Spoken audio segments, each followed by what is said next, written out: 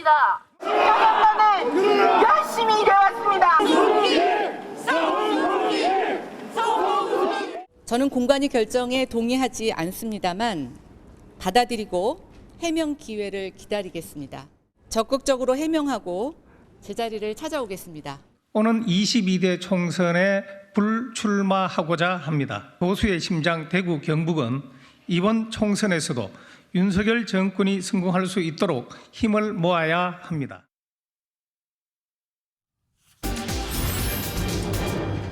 자, 민주당 공천 얘기도 한참 끝났잖아요. 이제 국민의힘 얘기 공천 관련 나오는데 제목이요.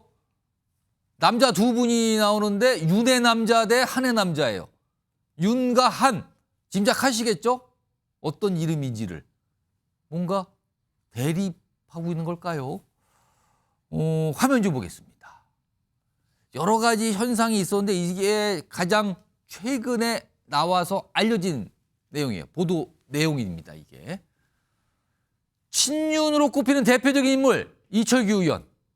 지금 공관위원이기도 하고요. 그다음에 친한 인물로 최근에 굉장히 부각을 한 장동혁 사무총장. 비공개 공관위 회의, 지금 다 공관위 들어가 있거든요. 비공개 공관위에서 뭔가 격론을 두 정치인이 벌였다는 거예요. 대상은 김대식 단수공천 여부 두고 입장 잘 보여. 김대식 후보는 지금 장제원 의원이 불출마한 부산 사상 지역구 아닙니까? 여기에 단수공천 됐는데 의견이 달랐대요. 이철규, 이 보도에 따르면 이철규 공관위원은 아니 장제원 의원이 밀어주는 사람이 결국 당선되니까 지금 밀어주는 저분합시다라는 얘기를 했대요. 그러자 장제원 사무총장은 아니 약간 호가호위 이런 게 논란이 돼서 지적받아서 물러났는데 이런 사람이 추천하는 거 되는 겁니까? 뭐 이런 얘기를 또 했다는 거죠. 그러니까 특정 후보에 대해서도 격돌을 했다는 얘기가 좀 나왔거든요.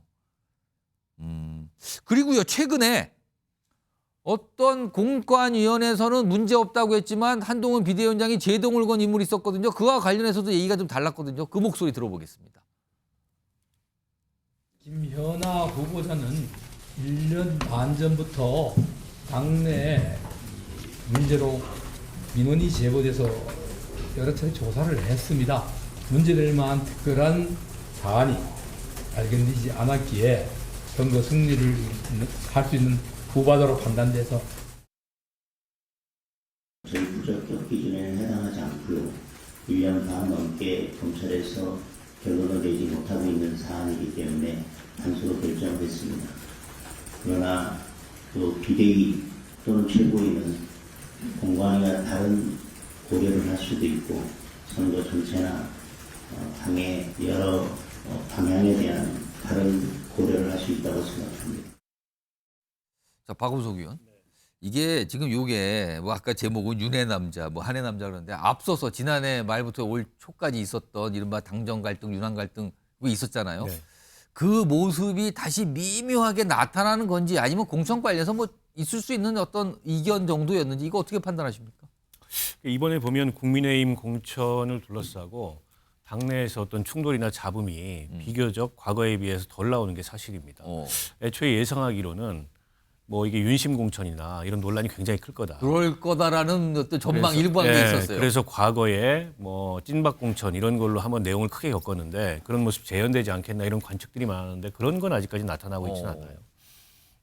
그러나 이제 눈에 잘 보이지 않는 그런 이제 미묘한 힘겨루기 같은 건 있는 것 같고 특히 저 두 분 같은 경우에는 이제 전현직 사무총장이잖아요. 그렇습니다. 신구 주류 비슷한 포지션에 서 있는데 직전 사무총장과 현 사무총장. 또 각각이 이제 윤심을 대변하고 한심을 대변한다 뭐 이런 관측들이 있다 보니까 몇몇 대목에서 이견이 있거나 충돌이 좀 있는 게 아닌가 싶은데요.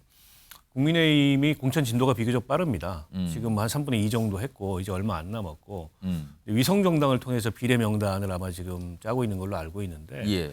그 비례 공천도 한번 눈여겨봐야 될 것 같아요. 혹시 거기서 또 명단 짤 때? 거기서도 일정한 충돌이 일어날 가능성이 있고 사실은 비례는 그 상위 순번에 들어가면 그냥 당선이기 때문에 예.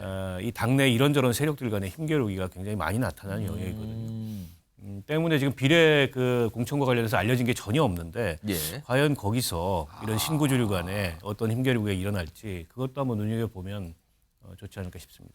오늘 사실 국민의힘이 만드는 위성정당, 비례정당이 이제 출범을 한 셈이 됐는데 그 얘기를 딱 집어서 그거 명단 짜는 거 잘 봐야 됩니다라고 말씀하셨는데 김윤영 국민의힘 부대변인 네.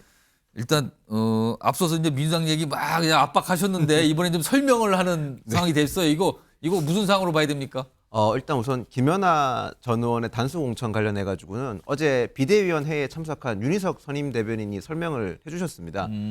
한동훈 비대위원장께서 이 김연아 의원 단수 공천이 당원권 정지 3개월이 끝났다고 해서 이게 모든 것이 해소된 게 맞느냐? 예. 당에서 이런 어떤 해소된 근거를 가지고 있느냐고 했을 때 그게 해소된 근거가 명확하게 없기 때문에 그러면 이런 상황에서 단수 공천하는 것이 논리적으로 맞느냐, 국민들이 납득할 수 있겠느냐. 예. 그래서 공관위에게 재논의를 요청을 한 거고요. 예. 그런 점에서 재논의가 된 것이지 특정한 파워 게임이라고 보기는 좀 어려운 아니다. 점입니다. 파워 게임 아니다. 그리고 예. 두 번째 말씀드리고는 지금 아까 현직 사무총장끼리의 충돌을 하셨는데 예, 어떤 후보를 놓고 네. 약간 이견이 있었다. 이견이 있었는데 저는 그게 왜 잘못된 건지 잘 모르겠습니다.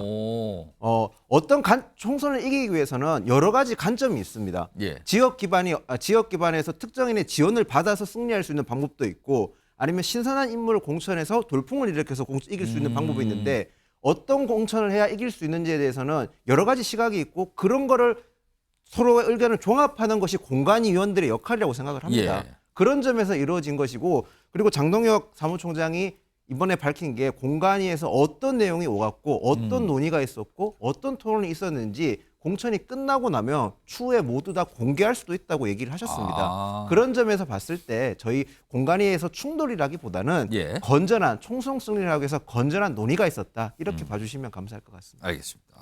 해명을 미리 준비하시고 나오신 것 같기도 하고 아무튼 충실히 말씀하셨는데 뭐 하신 말씀 있으세요? 근데 최영준 그러니까 의원님? 국민의힘도 공천이 조용해서 그렇지 내부를 들여다보면요 이게 뭐 오락가락 기준에다가요 마음대로 하는 거예요. 예를 들면 지금 뭐 김연아 의원 부분에 있어서 당수 공천을 했다는 것은 이게 말하자면 공관위에서 결정한 거 아닙니까? 예. 근데 그걸 한동훈 비대위원장이 틀었어요. 번복한 셈이 됐단 그 말이에요. 이유가 이게. 뭐냐면 민주당과 다르다는 거 아닙니까? 우리는 민주당과 이런 다르다. 조그마한 티끌만 있어도 우리는 공천에 배제한다 이런 겁니다. 근데 이게 기분 내키는 대로 한다고 저는 생각이 드는 거예요. 예를 들면은 저 부여 공주에 있는 정진석 의원 같은 경우는 1심에서 실형을 받았어요.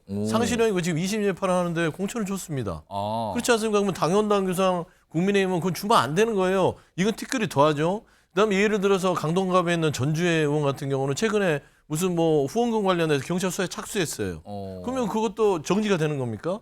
그러지 않고 그냥 뭔가 민주당과 대척점을 하기 위해서 뭐 물론 김연아 전 의원이 잘했다는 건 아니지만 그런 기준들을 그냥 기분에 따라서 던진다라는 그거를 지울 수 없어서 저는 결코 속도가 느리고 용산의 어떤 여러 가지 의중을 반영해서 아주 유리알 다르듯이 공천 과정을 가기 때문에 뭐 밋밋하고 감동도 없고 하지만 결국 오로지 한동훈 비대위원장의 머릿속에는 민주당과 다르기만 하면 된다. 저는 그런 것밖에 없다고 봅니다. 제가 조금 설명을 드려야 될 것 같은데요. 그 정진석 국회 부의장 케이스는 국민의힘 공천 관련 당규상 무슨 4대 악, 5대 범죄 이런 거에 해당이 안 됩니다. 그 사건은 이제 그 고 노무현 전 대통령에 대한 뭐 사자 명예훼손 사건인데 1심에서 벌금 500만 원을 구형했는데 법원에서 그 징역 6개월 실형을 선고해서 굉장히 사회적으로 큰 논란을 빚었던 사건입니다. 그리고 그 판결문을 저도 봤는데 개인적으로 좀 수긍하기가 어려웠던 것이 예를 들면 그 판결문에는요. 권양숙 여사가 공적인 인물이 아니라는 취지로 설치가 돼 있어요. 근데 전직 대통령의 영부인이 어떻게 공적인 인물이 아닙니까? 그래서 그런 판단이 과연 항소심에서 유지될 수 있을지 굉장히 의문이 있고 지켜봐야 될 사안입니다. 그런 점에서 지금 그걸 가지고 공천 불이익을 주기는 적절하지 않은 사안이다 이렇게 말씀드립니다. 아니 국힘 당규 여기에 나와 있잖아요. 그러니까 그 법률위원회에 계시니까 그러게 이제 변명을 할 수는 있지만 당규 28 지역구 국회의원 후보자 추천 규정의 사장에 따르면 14조 7호예요.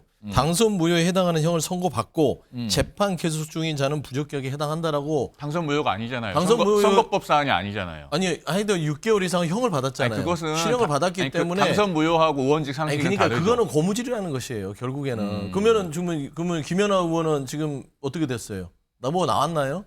안 나왔잖아요. 김연아 전 알겠습니다. 의원은 그러니까요. 이게 고무줄처럼 하면서 무슨 대단히 도덕적인 것처럼 하는 자체가 제가 한 20초 드릴게요. 뭐 저는 국민의힘의 마지막으로 공천 자체가 설명하실 거 잘하고 있으면 있다고 생각이 문제 안 제기를 돼요. 계속 하셨어요. 마지막으로 한 저는 20초 생각- 드릴게요. 김연아 전 의원은 어쨌든 공관위에서 이제 재검토를 할 거고요. 그 결론이 어떻게 나오는지 보시면 알게 될 겁니다. 알겠습니다. 또 국민의힘 공천 얘기 나오니까요. 이제 서영주 부대변인께서 거기도 문제 많지 아닙니까? 뭐 약간 이런 이제 질문을 거꾸로 던지셨어요. 이런 가운데 오늘 한동훈 비대위원장이 인천 그것도 계양을 지역구를 방문했습니다. 여기가 이재명 대표가 현역 의원인 곳이잖아요. 영상 있습니다. 보시죠.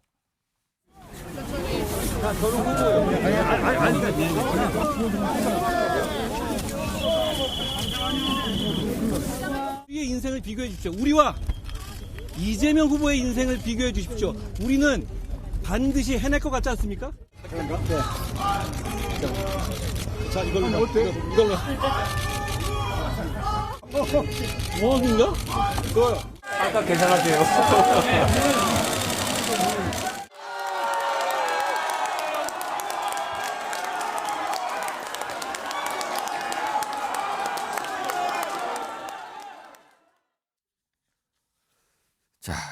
자, 요 얘기. 송영훈 이 자문위원 계양을이에요. 이재명 대표가 현역 의원인 거. 그 선거 4월 10일까지 여기 한동훈 위원장이 자주 가겠습니까? 이거 어떻게 봐야 됩니까? 사실 제 개인적인 생각으로는요. 굳이 많이 갈 필요 없을 것 같아요. 거기는 원희룡 후보가 혼자 해도 좋은 승부 가능하다. 저는 그렇게 봅니다. 굳이 안 가도? 그렇습니다. 그런데 이제 어쨌든 오늘 간 것은 당에서 확실하게 힘을 실어주는 그런 의미가 있죠. 그리고 어쨌든 그 상대 주장의 안방이라고 할 수 있는 곳에서 또 이재명 대표를 비판하는 여러 메시지를 내놓으면 그게 이제 장소의 정치학이라고 하는 게 있지 않습니까? 예. 그 메시지에 훨씬 더 힘이 실리죠. 그렇기 때문에 이제 방문한 걸 보이는데 지금 제가 봤을 때는 뭐 지금 여론조사 수치를 구체적으로 언급할 수가 없어서 그렇습니다만은 예. 뭐 원희룡 후보의 그 출발이나 이런 게 좋기 때문에 예. 저기는 사실은 원희룡 후보가 혼자 해도 충분히 좋은 승부 가능하다 이 정도 말씀드리겠습니다. 민주당 입장에서는 조금 긴장되십니까? 아니 뭐 긴장되는 건 아니고요. 한동훈 비대위원장이 굉장히 이제 저런 어떤 코치를 받는지 모르겠지만 이게 이제 제가 말한 이율배반적인 모습이에요. 본인은 이번 선거의 컨셉을 민주당의 586 운동권 청산이라고 해놓고 예. 운동권 좋아하시네요. 대표적인 운동권 아닙니까? 원희룡 전 장관, 원희룡 장관, 하태경 의원에다가 최근에는 함은경 씨를 또 마포에다 대표적 운동권이잖아요. 갔다가 또 공천을 해요. 그러니까 말 따로 행동 따로 하면서 그냥 공격을 하고 본인 행동은 정반대입니다. 운동권 지지하러 오셨네요. 저는 그런 말씀 좀 드리고 싶습니다. 과거의 원희룡 전 장관의 어떤 행적과 관련된 비판. 오늘 계양을 방문 모습이었습니다. 뭐 시장도 방문하고 여러 가지 일정이 있었다 그러네요.